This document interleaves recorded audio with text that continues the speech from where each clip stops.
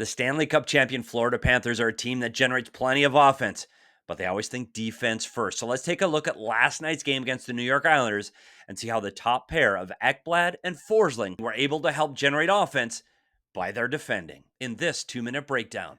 The first goal starts off on a face-off in the offensive zone for the Florida Panthers, and you can see the Islander player takes the puck behind the net.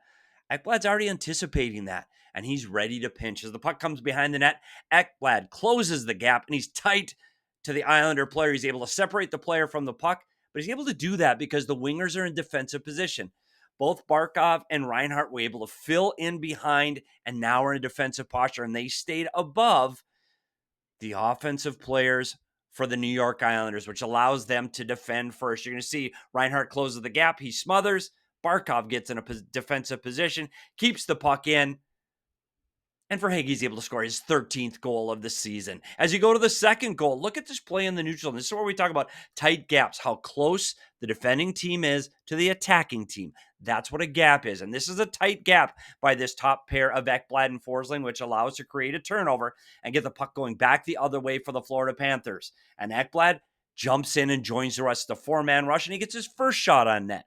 And again, puck recoveries for Florida because they do it so well. Ekblad's second shot at the net.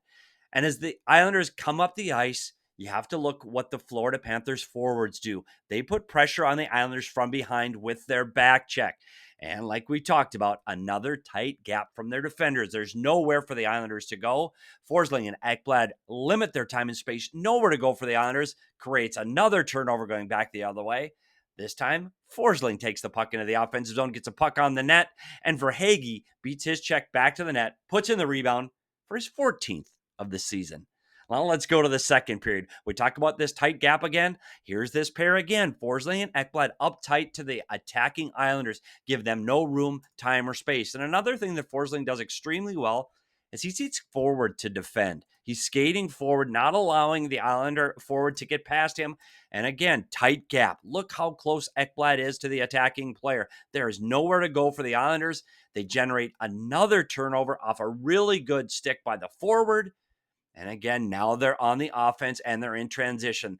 Forsling joins the rush, the defenseman up in the play, and look at Reinhart drive the net, pulling the defenders back, allowing Forsling to make a great pass. And there's Reinhart's 31st of the season as the Islanders go on to lose this one 6-3 to the Florida Panthers. Thanks for joining me in this 2-minute breakdown. And make sure you're keeping an eye on that tight gap of the Florida Panthers as they march their way towards the playoffs again this season. Make sure you subscribe to the YouTube channel of Inside the Coach's Room so you don't miss any of this video content. And as always, I'm Petey, and we'll see you at the rink.